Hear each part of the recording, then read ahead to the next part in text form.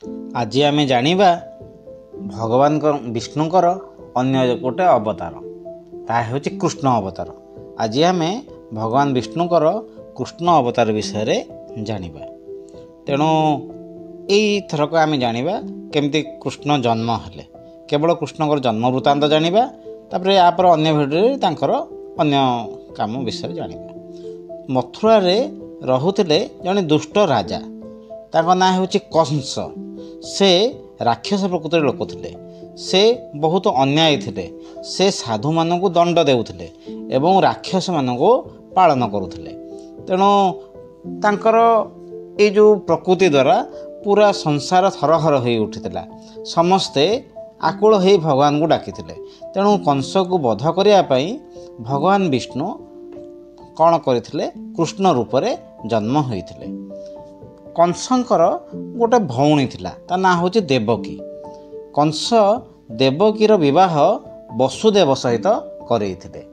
देवकी और वसुदेव दुई जनकर से कौन कले? विवाह करैले। जेतेबेले विवाह करैले से समय गोटे आकाशवाणी हैला। तांको आकाशवाणी हैला जे जो देवकीर अष्टम गर्भ सेतरु जो संतान जन्म हब सी कौन करिवो? से कंस को मारिवो। यह शुणी कंस बहुत जोरे रागी गले। से कौन कले? वसुदेव और देवकी को से बंदी करदेले। से तांको बंदी करी अकथनीय अत्याचार मध्य कले। तापरे तांकर जो पिला सब जन्म हला तांको पिला आनकु से मध्य मारिदेले। केवल सप्तम संतान से ताको जो तांको गर्भ को रोहिणी को दे देथिले। सप्तम संतान बलराम ताको मारी पारले नाही, किंतु नहले अन्य सब संतान को से मारी देथिले। तापर ताकर अष्टम संतान थिले कृष्ण। से कृष्ण विष्णु आसीथिले। विष्णु देखा देइथिले देवकी वसुदेव को, सनको आशीर्वाद देइथिले। से समय कौन हैला? समस्ते सोई पड़िथिले। सेई राति रे कृष्णकर जन्म होइतिला। सेतेबेले तांको कहिले तमे जाओ, मते मु कृष्ण रूप रे मु बर्तमान तम ये जन्म नहीं मते गोकुल रे छाड़ी देकी आस। सेई राति रे वसुदेव जमुना पार होइकरी तांको नेइकरी गोकुल को नेइकरी जाइथिले।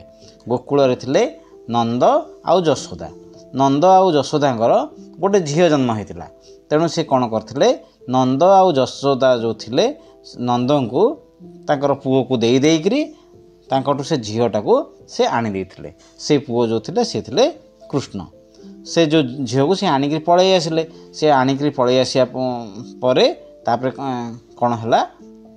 ता कृष्ण ता कंस जानी पारले। कंस जानी पारले कौन पिला जन्म होइछि। से ताको मारिया गले से समय से झील कुआडे लुप्त हो गला। एही परि भाबरे कृष्णकर जन्म हैला। आउ से नंद जशोदा पाखरे पिलायल बढ़िले। या पर